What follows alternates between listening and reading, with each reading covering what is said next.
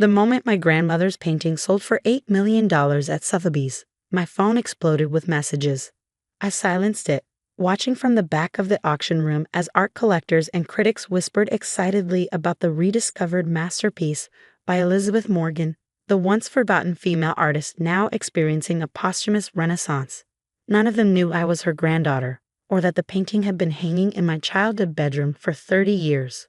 "Congratulations, Ms. Harmon," the auction house representative said afterward, shaking my hand firmly. "Your grandmother's work has certainly found its rightful place in art history." I nodded, still processing the surreal experience of watching strangers bid millions for the canvas my grandmother had gifted me on my 8th birthday. The canvas my mother had tried to throw away during one of her drunken rages, calling it worthless, just like its creator. "When would you like us to transfer the funds?" the representative asked. "Next week is fine," I replied. I have some matters to attend to first. Those matters included the family gathering scheduled for tomorrow. The first time in 5 years all of us would be in the same room. My mother had insisted on it, claiming she needed to discuss important family business. Given that she'd barely acknowledged my existence since I left home at 18, I suspected her sudden interest had something to do with the recent articles about Elizabeth Morgan's skyrocketing value in the art world. The next day, I pulled up to my mother's sprawling Victorian home in Westchester, the Morgan family seat for 4 generations. My cousin Rachel's BMW was already parked in the circular driveway alongside my brother Peter's Range Rover. I smoothed down my simple black dress, applying lipstick in the rearview mirror before stepping out. For once, I wanted to look completely put together when facing my family. Inside, Mother presided over the formal living room like a queen, elegantly arranged on her favorite chaise lounge despite being only 68. Her hair was perfectly colored and styled, not a strand out of place. Rachel sat nearby, scrolling through her phone, while Peter stood by the fireplace, drink already in hand by 11 in the morning. "Catherine," my mother acknowledged coolly as I entered, "you finally decided to join us." "Traffic was heavy," I lied, having deliberately timed my arrival to avoid pre-meeting small talk. "Your sister won't be joining us?" Mother asked, though it sounded more like an accusation. "Joanna's still in Tanzania with Doctors Without Borders," I reminded her, "as I mentioned when you called." Mother waved this away as if international humanitarian work was a flimsy excuse for missing family obligations. "Well, we'll have to proceed without her. Franklin will be joining us shortly."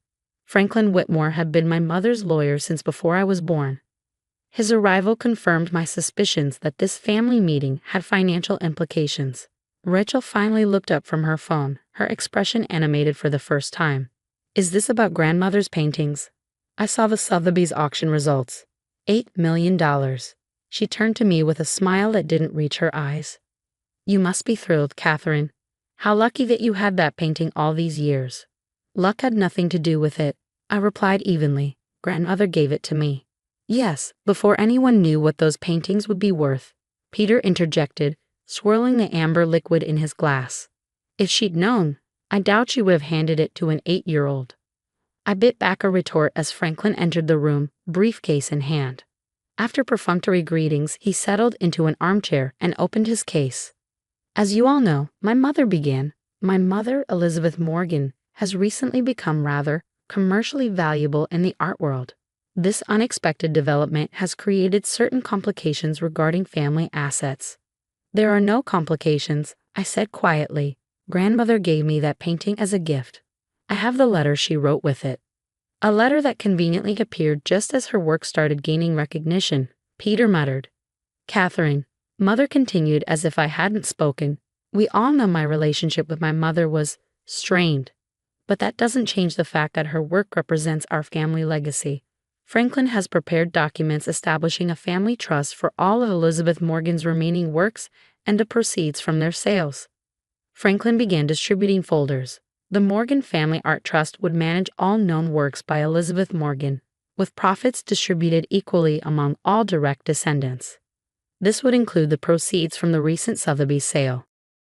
I felt a cold wave of anger wash over me. "So you want me to hand over $8 million to a trust you control, after you spent my entire childhood telling me grandmother was a disgrace to the family, after you tried to throw away her paintings, After you forbade me from even speaking her name in this house? Don't be dramatic, Catherine, Mother sighed. This isn't personal. It's about preserving family assets. Actually, I said, opening my handbag and removing a slim folder of my own. This is very personal, but not in the way you think. I placed the folder on the coffee table. 3 months ago, when the MoMA retrospective of grandmother's work was announced, I hired an investigator. I wanted to locate any of her paintings that might still exist outside museums. What I found instead was much more interesting. The room had gone very quiet. Even Peter had stopped drinking. Elizabeth Morgan didn't just leave paintings, I continued. She left a detailed journal, which has been in the possession of her former gallery owner's family for the past 30 years, along with some very interesting correspondence. What kind of correspondence? Rachel asked, unable to hide her curiosity. I removed several photocopied pages from the folder. Letters that explained why grandmother left so suddenly in 1979. Why she never returned to this house. Why she was erased from our family history. Mother had gone very still, her hands gripping her armrest so tightly her knuckles were white. It seems grandmother discovered that her husband, our grandfather, had been systematically selling her paintings and keeping all the money. When she confronted him, he threatened to have her committed to a psychiatric institution if she tried to leave or take legal action. Back then, it was still disturbingly easy for a husband to do that to his wife. I looked directly at my mother, but what's most interesting is that there was someone who helped him cover it all up. Someone who continued selling grandmother's works secretly even after grandfather died. Someone who knew exactly how valuable those paintings would eventually become. Peter was watching our mother now too, his expression unreadable. Grandmother didn't abandon her family as we were always told, I said, my voice steady despite the emotion building inside me. She was driven away, then systematically erased and discredited, made to sound unstable and selfish when in reality she was the victim. I pulled out one final document, a bank statement. This is a numbered account in the Cayman Islands. It contains just over $30 million from the sale of Elizabeth Morgan paintings over the past 4 decades. Mother has been the sole signatory since grandfather's death in 1992. The silence in the room was deafening. Rachel's mouth had fallen open, while Peter stood frozen by the fireplace. You stole from your own mother, I said to my mother, whose face had become a rigid mask. You helped grandfather push her out, then continued selling her work while telling us she was nothing. You have no idea what you're talking about, Mother finally hissed, but her voice lacked conviction. Actually, I do. Grandmother's journal explains everything in detail. She kept track of every painting, every sale she knew about. And her gallery owner kept records too. Records I now have. As for the ones she didn't know about, I nodded toward the bank statement. The money tells its own story. Franklin shifted uncomfortably in his seat. Diane, if these allegations have merit. They don't, my mother snapped.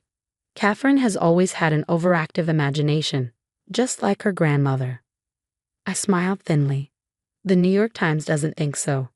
They're running an investigative piece next Sunday on the lost years of Elizabeth Morgan, including the family conspiracy that kept her from receiving recognition during her lifetime. I've given them copies of everything. Peter finally spoke, his voice hollow. Is this true, Mother? When she didn't answer, her silence was confirmation enough.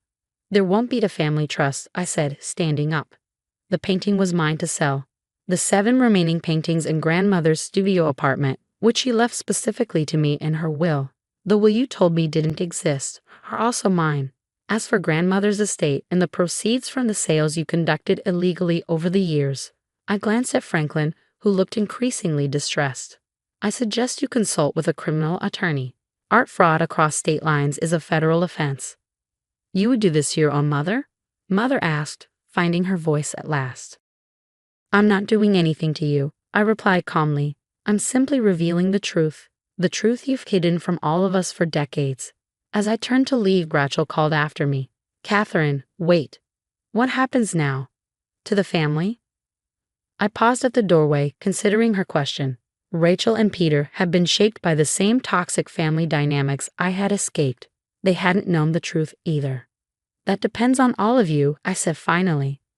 Grandmother is being honored with a permanent gallery at the Museum of Modern Art next month. I'll be speaking at the opening.